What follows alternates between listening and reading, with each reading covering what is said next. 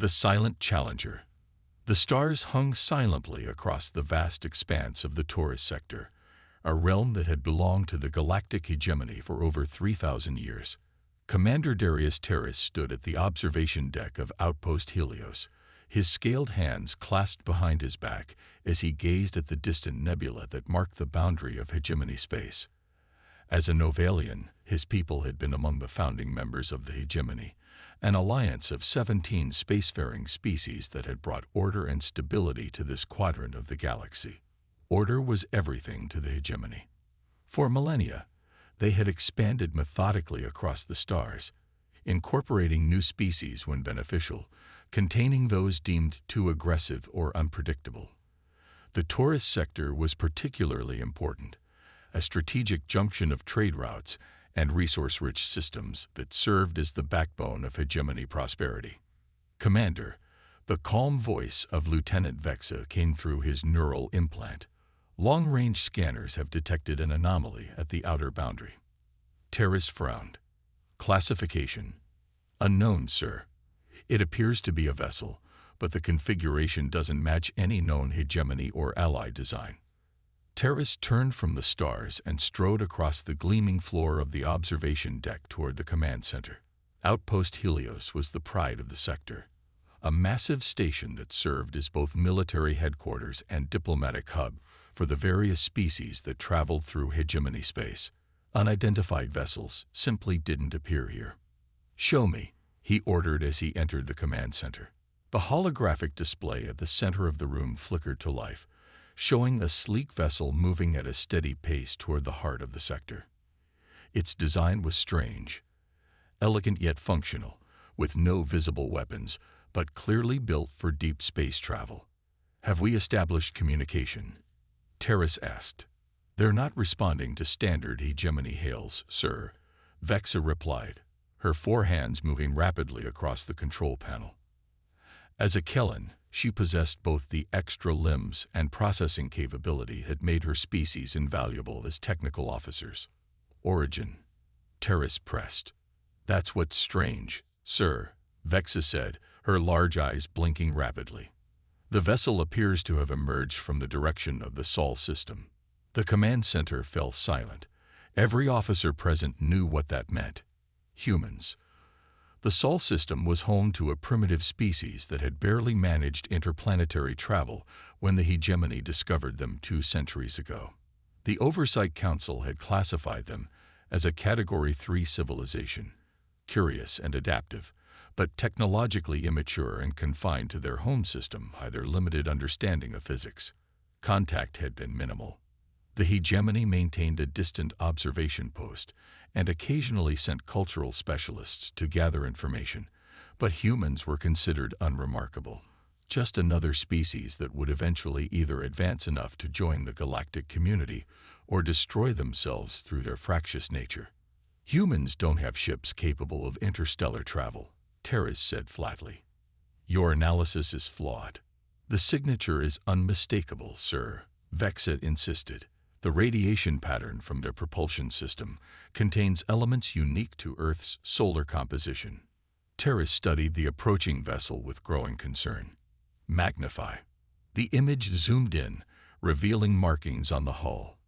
They were clearly Earth script, Latin alphabet, if he remembered his scenocultural briefings correctly. "Aurora. Send a priority alert to the sector fleet," Terrace ordered, "and keep trying all communication channels." "Sir," another officer spoke up, "the vessel has altered course. It's heading directly for Outpost Helios." Terrace felt a chill run down his spine. In 3,000 years, the hegemony had encountered many species, but their first contact protocols were always the same. Observe, evaluate, then approach with overwhelming force if necessary. The humans were ignoring the established order. That alone was cause for concern. "Raise defensive screens," he commanded, "and get me Admiral Kelvin. Immediately."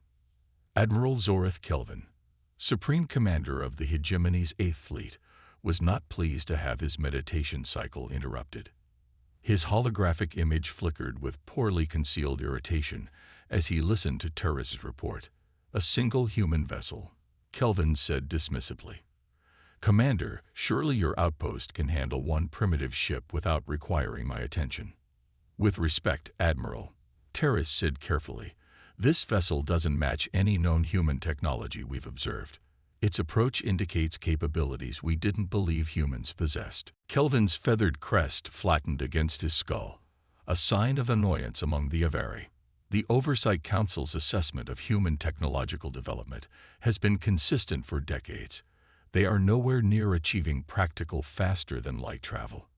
Yet here they are, Terrace pointed out. Kelvin's eyes narrowed. Very well. Hold position and continue attempts at communication. I'll dispatch a reconnaissance squadron, but I expect this to be nothing more than a lost colony ship from one of the border worlds trying to make an impression. The transmission ended, and Terrace turned back to the view screen. The human vessel had stopped just outside the station's defensive perimeter, maintaining position with a precision that suggested advanced navigational systems. Sir, Vexa called out, we're receiving a transmission from the vessel. Audio and visual. Terrace straightened his uniform. Put it through. The main screen shifted to show the bridge of the human vessel. It was surprisingly minimalist, clean lines and functional design, rather than the chaotic amalgamation of technology that characterized most emerging civilizations. At the center stood a human female in a simple dark uniform bearing no insignia Terrace could recognize. This is Captain Elena Chen of the Earth vessel Aurora, she said, her voice clear and confident, requesting permission to approach and establish diplomatic relations with the galactic hegemony. Terrace was taken aback by her perfect use of Standard Galactic, the official language of the hegemony. Humans weren't supposed to have access to this language. It wasn't included in any of the cultural exchanges authorized by the Oversight Council. This is Commander Darius Terrace of Outpost Helios, he responded formally. Your presence in this sector is unauthorized. The Sol system has not been granted interstellar travel rights by the Hegemony Oversight Council. Captain Chen's expression remained neutral, but something flashed in her eyes. Amusement, perhaps. We're well aware of our classification within your system, she replied. However, circumstances have changed. Humanity has developed independently of hegemony oversight, and we're here to renegotiate our status.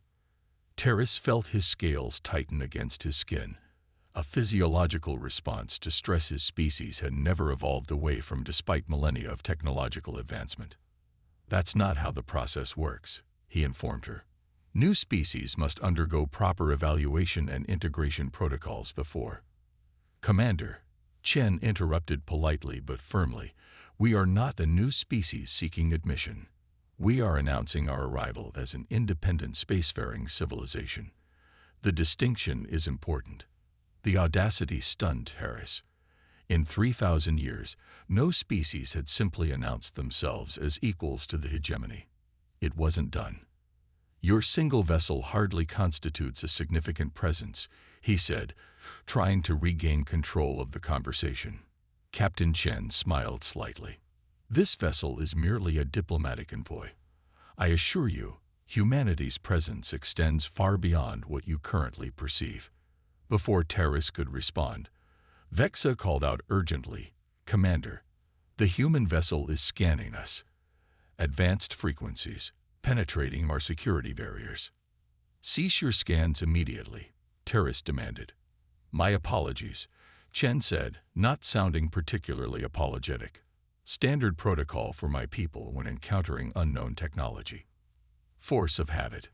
Terrace was about to order defensive measures when another officer reported, Sir, we're detecting multiple warp signatures.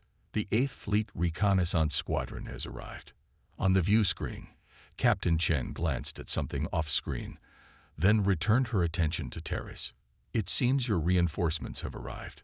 I look forward to continuing our discussion with a broader audience. Admiral Kelvin's flagship, the Eternal Vigilance, dwarfed the human vessel. At 15 kilometers in length, the superdreadnought represented the pinnacle of hegemony engineering and military might. Surrounding it were 12 battlecruisers, each capable of reducing a small moon to rubble. Standing on the command deck of the flagship, Terrace watched as the human vessel maintained its position, apparently unintimidated by the overwhelming force arrayed against it. "Primitive," you said. Terrace remarked quietly to Admiral Kelvin. The Admiral's crest rippled with controlled anger. "A momentary misjudgment. The Oversight Council will answer for this intelligence failure." The main screen activated, showing Captain Chen once again.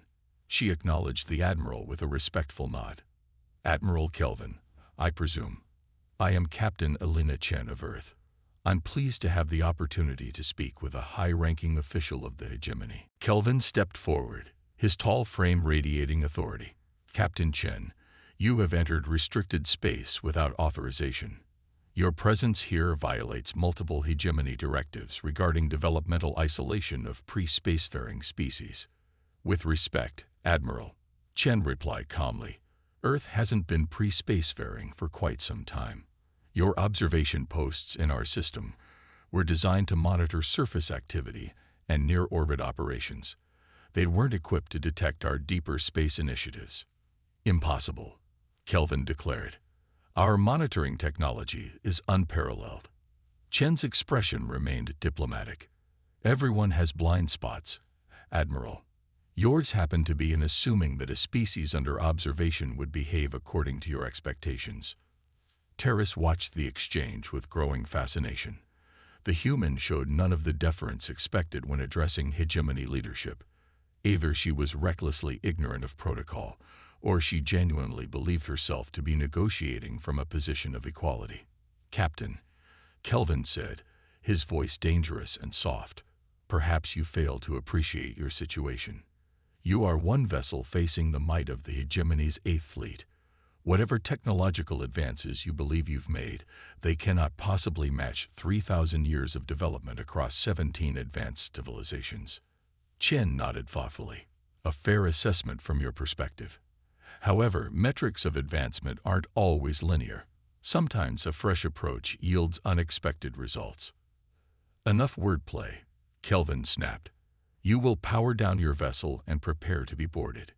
Your ship and its technology will be examined, and you will be escorted back to your home system with a proper monitoring detail." For the first time, Chen's diplomatic facade showed a crack, a flicker of what might have been disappointment. "I had hoped for a more productive first official contact," she said. "But I understand your caution. Before you attempt to board my vessel, however, I should inform you that the Aurora is equipped with defensive capabilities that would make such an action problematic." Kelvin made a dismissive gesture. "Your threats are hollow, Captain."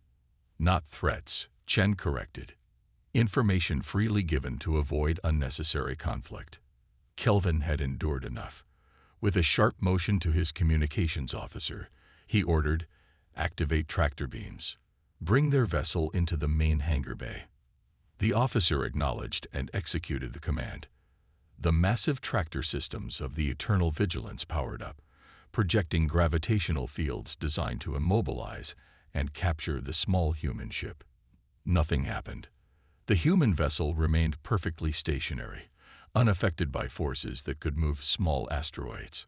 "Tractor beams at full power, Admiral," the confused officer reported.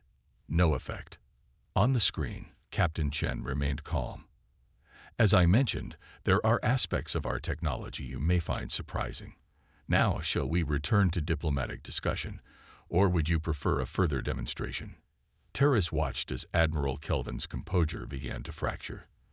The Admiral was not accustomed to failure, particularly not in front of subordinates, and certainly not against what should have been an inferior opponent.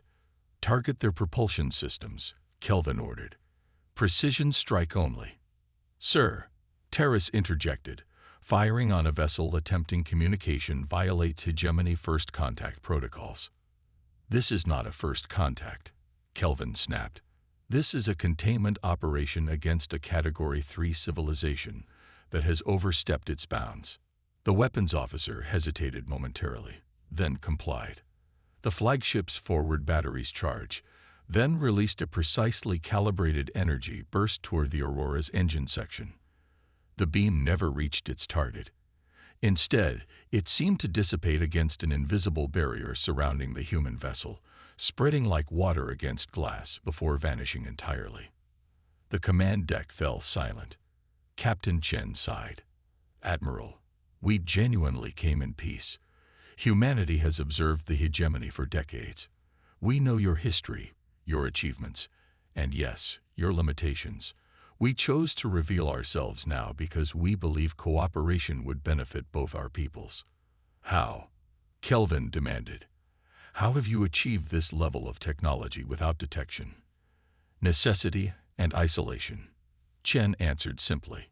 "When your observers first arrived in our system, they found what they expected, a fractious, primitive species struggling with the basics of spaceflight. What they didn't realize was how their presence would affect us." "Explain," Terrace found himself saying, genuinely curious now. "Knowledge of intelligent alien life united humanity as nothing before had," Chen said. "And when we realized we were being observed but not contacted, effectively quarantined, we understood that we would need to advance on our own terms. So we did, quietly and thoroughly, developing technologies in directions your civilization never explored." "Impossible," Kelvin insisted again, but his voice lacked conviction. "Admiral," Chen said, "your civilization achieved greatness through cooperation among 17 species, each bringing unique perspectives. Imagine what insights might come from an 18th that developed entirely independently of your influence." Kelvin was silent for a long moment. Then, with visible effort, he regained his composure. "Your presence will be reported to the Oversight Council. Until they determine an appropriate response, you will remain here under observation." "A reasonable compromise," Chen agreed. "We'll maintain position and look forward to further discussion." As the transmission ended, Terrace studied the small human vessel with new eyes. Everything he thought he knew about the order of the galaxy had been challenged in a single day. The hegemony had always classified and categorized, observed and controlled. For millennia, this approach had ensured their dominance and stability. Now, a species they had dismissed as primitive had appeared without warning, wielding technology that rendered their most powerful weapons useless. And this was just the beginning. Captain Chen had implied there was much more to humanity than this single ship. If true, the galaxy was about to change forever. The stars continued their silent vigil over the Taurus sector. But for the first time in 3,000 years, they no longer shone solely on hegemony dominion. The hidden strength. Word spread quickly through the hegemony. Within a day of the Aurora's arrival, every major political and military leader had been briefed on the situation in the Taurus sector. Emergency sessions of the Oversight Council were convened. Analysts pored over centuries of human observation data looking for missed signals, and the hegemony's most advanced scientific minds struggled to explain how their monitoring had failed so completely. Meanwhile, the Aurora maintained its position near Outpost Helios, a silent reminder of everything the hegemony thought they knew, and everything they had missed. Admiral Kelvin stood in his private chambers aboard the Eternal Vigilance, reviewing the latest directive from the Oversight Council. His crest flattened against his skull as he read. After hours of deliberation, the Council had reached a predictable conclusion. The human vessel represented an unacceptable disruption to the established order and should be neutralized if it could not be contained. Politics, Kelvin thought bitterly. 3,000 years of bureaucracy had dulled the hegemony's ability to adapt. They saw only the threat, not the opportunity. His door chimed, and Commander Terrace entered at his acknowledgement. "Admiral," Terrace began, "our analysis teams have completed their initial scans of the human vessel." "And?" Kelvin prompted, setting aside the Council's directive. "Inconclusive, sir. Our sensors can't penetrate their defensive systems, and their energy signature doesn't correspond to any known technology." Terrace paused. "But there's something else. We've detected unusual quantum fluctuations around their ship. The pattern suggests." "Suggests what, Commander?" "Sir, it suggests they may be communicating with other vessels. Vessels we can't detect." Kelvin's crest rose sharply. You believe they have cloaked ships in the sector? It's a possibility we can't discount, Terrace replied carefully. The quantum pattern is consistent with theoretical models for faster-than-light communication. The Admiral turned to gaze out the viewport at the distant form of the Aurora. One small ship, he thought, yet it had thrown the entire hegemony into disarray. What do you make of them, Commander? Kelvin asked suddenly. Not their technology, the humans themselves. Terrace considered the question. They're confident, sir, not arrogant, but secure in their position. Captain Chen speaks like someone representing a unified culture, not the fragmented society our reports described. Yes, Kelvin agreed. And they came directly to one of our most important outposts. Not a border station, not a trading colony. They came to the heart of our military presence in this sector. A demonstration, Terrace realized. Precisely. Kelvin turned back to face the commander. They wanted us to see them, to understand that they could have remained hidden but chose not to. The Admiral's communication panel chimed. Admiral, came the voice of his tactical officer. The human vessel is requesting to resume diplomatic discussions. Kelvin and Terrace exchanged glances. The Council's directive was clear, but Kelvin had not survived centuries of military service by blindly following orders that contradicted reality. Inform Captain Chen I will speak with her, he decided. On the bridge of the Aurora, Captain Alina Chen waited calmly as the communication system established connection with the Hegemony flagship. Behind her, the bridge crew worked silently at their stations, monitoring the fleet of warships that surrounded them. Lieutenant Marcus Reeves, her tactical officer, approached quietly. 17 vessels now, Captain. They've brought in reinforcements from the neighboring system. Chen nodded. As expected. Admiral Kelvin is thorough, if nothing else. The Council's response? Reeves asked. Also as expected, Chen replied with a slight smile. Fear disguised as protocol. They're conservative to the core. 3 millennia of uncontested dominance will do that. The view screen activated, showing Admiral Kelvin and Commander Terrace. Chen straightened slightly but maintained her relaxed posture. Admiral, thank you for speaking with me again, she began. Kelvin's expression was guarded. The Oversight Council has reviewed your arrival. They are concerned about the implications. I imagine they are, Chen replied. Finding out that a species you've categorized as primitive has developed beyond your expectations must be quite unsettling. The Council has authorized me to demand a full accounting of human technological development and an explanation for your deception, Kelvin stated formally. Chen raised an eyebrow. Deception, Admiral. We simply developed in private, which is our right as a sovereign species. The hegemony chose to observe rather than engage. That was your decision, not ours. Before Kelvin could respond, alarms suddenly blared across both vessels. On the Hegemony flagship, officers rushed to battle stations. Admiral, a voice called out. Multiple spatial ruptures detected at the edge of the system. The view screen split, showing a tactical display of the sector. Dozens of anomalies had appeared, tearing through the fabric of space itself.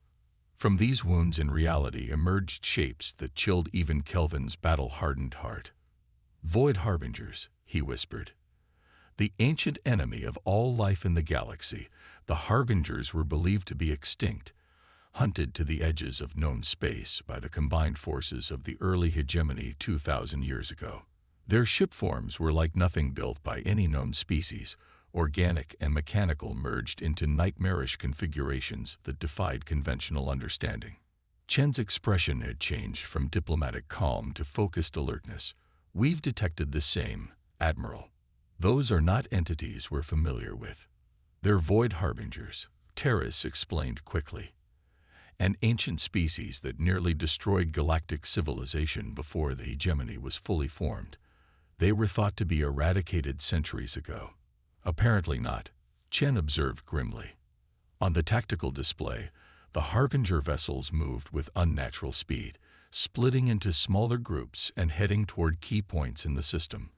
The outpost, the shipyards, and the civilian habitats. All vessels, Battle Formation Epsilon, Kelvin commanded, his military training taking over. Priority to civilian protection. Commander Terrace, coordinate with Outpost Helios for evacuation protocols. As the Hegemony fleet began to move, Captain Chen spoke again. Admiral, we can help. Kelvin hesitated only briefly. How? One vessel against this threat. We didn't come unprepared, Chen interrupted. She turned to Lieutenant Reeves. Signal the fleet. Phase 2 protocols. Kelvin and Terrace watched in astonishment as the space around them shimmered. Where before there had been empty void, now appeared ships, dozens of them, their hulls bearing the same sleek design as the Aurora but varying in size and configuration. As I mentioned, Chen said with calm determination, the Aurora was merely our diplomatic envoy. The battle that followed would later be recorded in Hegemony archives as the first Taurus engagement, the beginning of a new era in galactic history. The Harbinger vessels struck with the savagery that had made them legendary, their weapons tearing through space itself to reach their targets. 2 Hegemony cruisers were destroyed in the opening salvos, their advanced shields useless against technology designed to attack the fundamental forces of the universe. But then the human fleet moved. Unlike the regimented formations of the Hegemony, the human vessels operated with startling independence and coordination. They flowed around the Harbinger attacks, their defensive systems absorbing energies that should have annihilated them, their weapons striking with surgical precision. Aboard the Eternal Vigilance, Admiral Kelvin watched with growing amazement as tactical displays tracked the battle. Their coordination is impossible, he murmured. No command structure could react that quickly. Commander Terrace, who had remained on the flagship instead of returning to Outpost Helios, studied the displays intently. I don't think they're using conventional communication, sir. The quantum fluctuations we detected earlier, they must have some form of instantaneous information sharing. On the main screen, Captain Chen's image appeared again. Admiral, we've identified the Harbinger's command node. Your primary weapons would be effective against it if you can penetrate its defensive envelope. How do you propose we do that?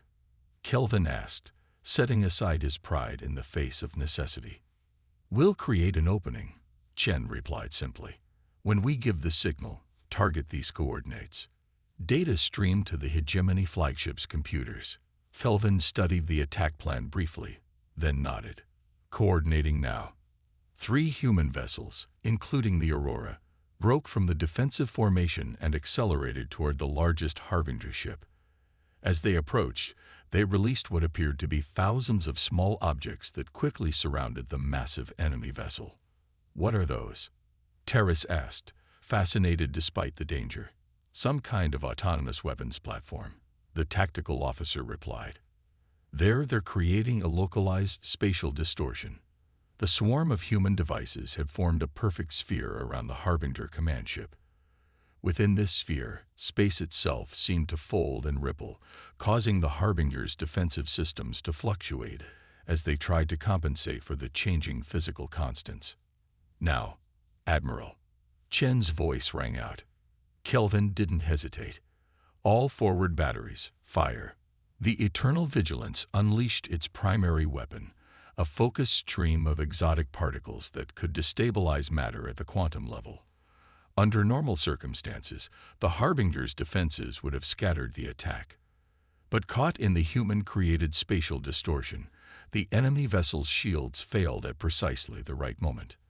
The particle beam struck true, tearing through the organic-mechanical hybrid that served as the Harbinger command ship. The effect was immediate and catastrophic. As if connected by an invisible network, the other Harbinger vessels faltered, their coordinated attack dissolving into chaos. Press the advantage, Kelvin ordered, his tactical mind quickly adapting to the changing battlefield. All vessels, engage remaining Harbinger ships. The combined Hegemony and human fleets surged forward, methodically destroying the now disorganized enemy. Within an hour, the battle was over. The void where the Harbingers had emerged was quiet once more, though now littered with the debris of both enemy and allied vessels. In the aftermath, an unprecedented meeting took place aboard Outpost Helios. Admiral Kelvin, representing the hegemony military, and Captain Chen, now formally acknowledged as the diplomatic representative of Earth, sat across from each other in the station's conference room. "Your assistance was appreciated," Kelvin said, the words coming with difficulty through his rigid military discipline. Chen nodded. "The Harbingers are a threat to all life, not just the hegemony. We were fortunate to be here when they attacked." "Fortunate," Kelvin repeated, studying her, "or perhaps prepared. Your fleet arrived with remarkable timing." Chen met his gaze steadily. "We've been tracking anomalies similar to the Harbingers' arrival signatures for several months. Our scientists detected them first near our colony in what you call the Osiris Cluster." "Colony?" Terrace, who stood at Kelvin's side, couldn't keep the surprise from his voice. "You have extrasolar colonies." 17 established worlds, Chen confirmed, with outposts on dozens more. "As I said before, humanity has been busy while the hegemony washed our homeworld." Kelvin leaned forward. "Why reveal yourselves now? If you could evade our detection for so long, why risk exposure?" For the first time, Chen's confident demeanor showed a crack of genuine concern. "Because what we found in the Osiris Cluster scared us, Admiral. The Harbingers aren't random raiders. They're scouts for something much larger. We've detected massive energy signatures moving through subspace, following the same trajectories the Harbingers used." She activated a holographic display showing a three-dimensional map of the galaxy. Red points of light indicated Harbinger sightings, forming a clear pattern converging on hegemony space. "They're coming," Chen said simply. "Not just a few ships, an armada. And they're targeting the most populated systems first." Kelvin's crest flattened against his skull. "The hegemony core worlds. Yes. We estimate 3 months before the main force arrives." Chen's expression was solemn. "Humanity is advanced, Admiral, but we're still young compared to the hegemony. We don't have your resources, your established worlds, or your combined knowledge of 17 species. We need allies. And the hegemony needs your technology," Kelvin concluded, understanding dawning. "Your defensive systems, your spatial manipulation capabilities." "A mutual exchange," Chen agreed. "To face what's coming, we need to combine the best of both our civilizations." Terrace spoke up. "The Oversight Council will resist. 3,000 years of protocol doesn't change overnight." "It will when they understand the alternative," Kelvin said grimly, studying the projected invasion path. "Commander Terrace, prepare a comprehensive report on the battle and the human assistance rendered. I'll add my personal recommendation that we establish a formal alliance." Chen extended her hand, a human gesture of agreement that Kelvin had learned about in cinecultural briefings long ago. After a moment's hesitation, he took it, his scaled hand enveloping her smaller one. "To survival," Chen said. "To a new understanding," Kelvin replied. 3 days later, the Aurora prepared to depart Outpost Helios. Most of the human fleet had already left, returning to their hidden colonies to prepare for the coming storm. Only Captain Chen's diplomatic vessel remained, maintaining the newly established communication links with the hegemony. Commander Terrace stood in the docking bay, watching as Captain Chen completed final preparations for departure. "Will you return to Earth?" he asked. Chen smiled. "Eventually. First, I need to visit our other colonies, spread the word about our new alliance." "The Council's vote was closer than I expected," Terrace admitted. "Change doesn't come easily to a civilization as old as ours." "Change never comes easily," Chen agreed. "But necessity is a powerful motivator." Terrace hesitated, then asked the question that had been bothering him since the battle. "When did you first realize we were watching you? When did humanity decide to go its own way?" Chen's expression grew thoughtful. "It wasn't a single moment. After your observers arrived, our governments kept your existence secret from the general population for decades, fearing panic. But secrets that big don't stay hidden forever. When the truth finally emerged, there was confusion, religious upheaval, fear, but also something unexpected. What? Hope, Chen said simply. For the first time in our history, all of humanity knew for certain we weren't alone in the universe. It united us in ways nothing else could have. Instead of fighting each other, we turned our energies toward the stars. And when you realized we were watching but not contacting, Terrace pressed. Some wanted to announce ourselves immediately. Others feared your advanced technology, worried you might see us as a threat. In the end, we chose a middle path, to develop in secret until we could meet you as equals. She smiled slightly. It took longer than some hoped, but less time than others feared. Terrace nodded slowly. And now we face the Harbingers together. As it should be, Chen replied. Different species, different histories, but a common future. She extended her hand as she had to Admiral Kelvin. Terrace took it, feeling the strange warmth of human skin against his scales. Safe journey, Captain. Until next time, Commander. As the Aurora detached from the outpost and gracefully moved away, Terrace returned to the observation deck where he had first learned of the human vessel's approach. The stars looked different to him now, no longer the silent witnesses to hegemony dominion, but a vast frontier where unknown civilizations might be developing, growing, preparing to emerge. The galaxy was larger and more complex than the hegemony had believed. The order they had maintained for millennia had been built on incomplete information. It was a humbling realization, but also an exhilarating one. For 3,000 years, the hegemony had classified and contained, organized and controlled. Now they would need to learn something new, how to collaborate with equals. The humans had shown that isolation bred innovation, that different paths of development could lead to astonishing results. In the face of the coming Harbinger invasion, that diversity of approach might be the galaxy's greatest strength. United not by dominance but by necessity, the species of the galaxy would need to combine their unique perspectives to survive. Terrace watched as the Aurora disappeared into the distance, its mission complete.